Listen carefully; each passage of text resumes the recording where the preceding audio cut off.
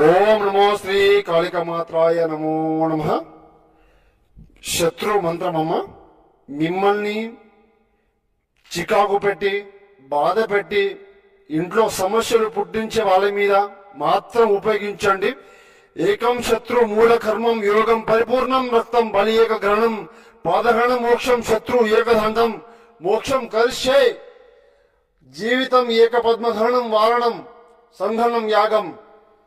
జీవితంలో కూడా కోలుకోలేనంత దెబ్బ తీయచ్చమ్మా.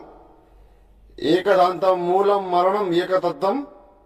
ఇంట్లో సమస్యలు చికాకు శత్రు సమస్యలు ఏకధాటి ఉన్నా కూడా సంపూర్ణ విముక్తమ్మా.